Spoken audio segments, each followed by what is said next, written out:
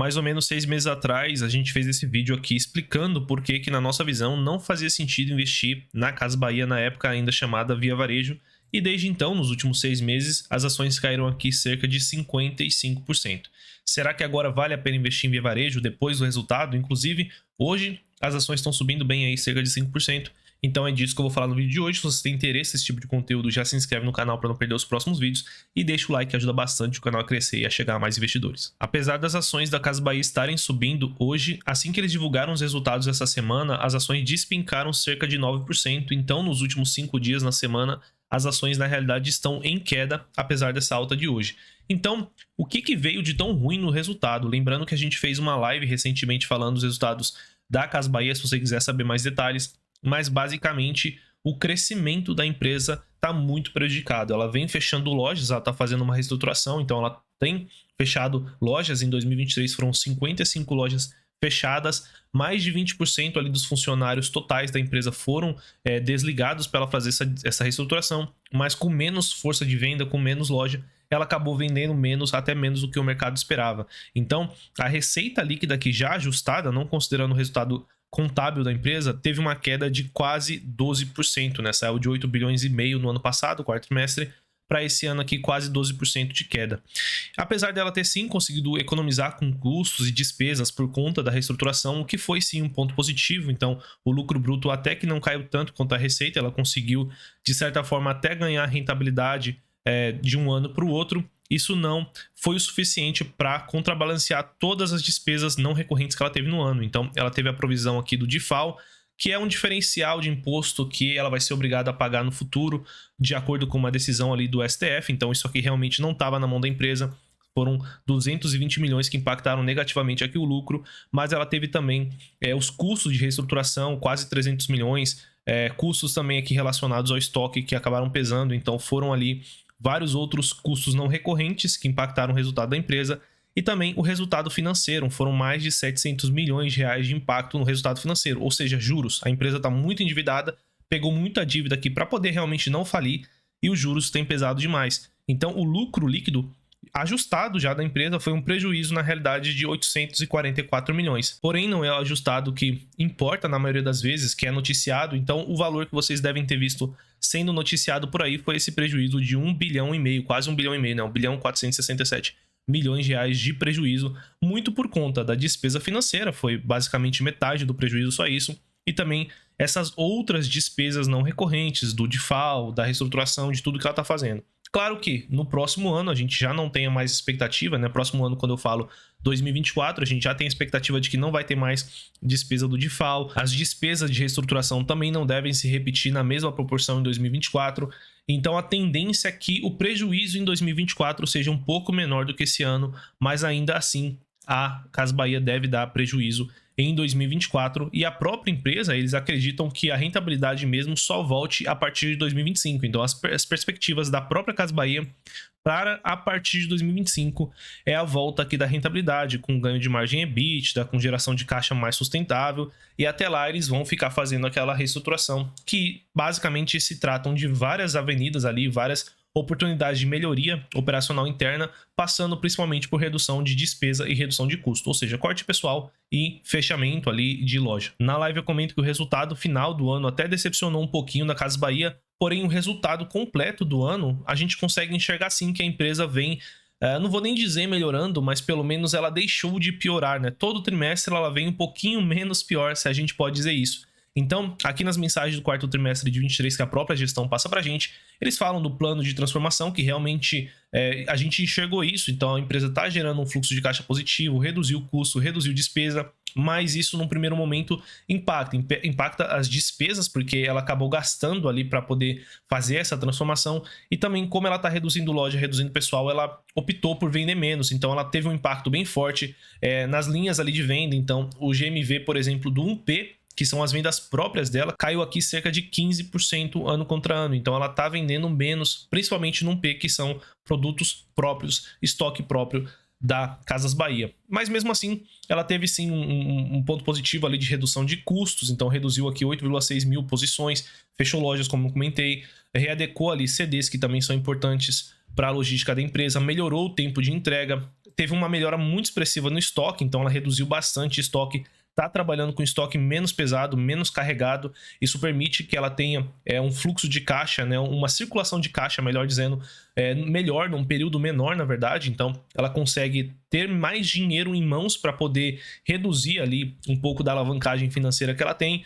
A estrutura de capital também trouxe notícias positivas. Ela fez aquele aumento de capital que a gente achou muito ruim, é verdade, diluiu ali 80% dos acionistas, mas era a única opção, e com isso ela conseguiu esticar um pouco a dívida. Então, teoricamente, não é para Casas Bahia falir agora em 2024, nem em 2025, ela conseguiu comprar tempo, ela conseguiu comprar aí provavelmente uns 2 anos para poder tentar sair dessa situação ruim. Então ela melhorou a liquidez dela e voltou a gerar um fluxo de caixa livre após 3 anos de consumo de caixa. Então assim, não foi de tudo ruim o resultado da empresa, mas a verdade é que está longe de ser bom, e a gente continua acreditando que no momento ainda não vale a pena investir em ações da Casas Bahia, tá, pessoal? Então, é claro que lá naquela época, né, 6 meses atrás, quando a gente fez esse vídeo, o cenário era ainda pior, vinha uma diluição pela frente, então era muito mais óbvio que você tinha muito mais a perder do que a ganhar. Agora, a impressão que me passou do resultado recente da Casas Bahia é que ela estancou a sangria. Então, o pior realmente passou, ela reconheceu tudo de ruim que tinha para reconhecer agora no quarto trimestre, e agora ela tá meio que dependendo da economia. Se a gente tiver uma melhora relevante no varejo agora em 2024, ela vai conseguir vender um pouco mais, vai gerar mais caixa, vai reduzir o endividamento e, ao mesmo tempo, continuar naquela reestruturação para chegar em 2025 e possivelmente voltar a ser uma empresa rentável.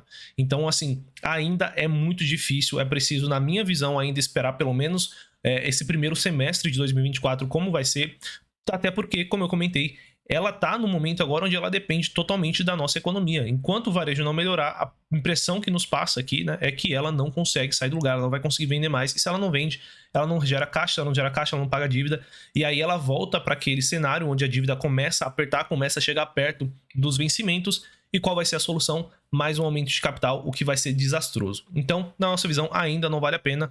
Porém, reforço aqui que, na minha visão, talvez o pior já tenha passado, e esse momento, esse ponto de inflexão, talvez seja no segundo trimestre de 2024, no terceiro trimestre de 2024. Em algum momento ali ao longo de 2024, a gente deve começar a perceber que realmente ela deixou o passado para trás e vai voltar a ser uma empresa estudável, pelo menos. Muitos que pensam em investir em Casas Bahia pensam também na Magazine Luiza, que também não está numa situação muito fácil, né? Recentemente propondo aqui o agrupamento de ações de 10-1.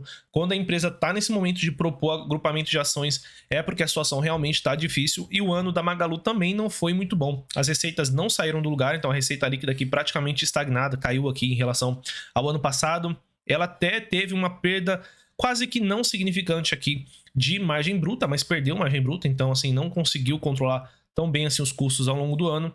O EBITDA caindo aqui cerca de 55% e dando prejuízo líquido de quase R$1 bilhão, muito por conta do resultado financeiro. Magalu, na nossa visão, também não está numa situação fácil, não está numa situação de jogo ganho, ainda há muita incerteza com o futuro da empresa, se ela vai voltar a crescer, se ela vai voltar a ter uma lucratividade compatível com o valor de mercado dela, que hoje ela não tem. Então segue sendo uma empresa, na nossa visão, de certa forma até cara.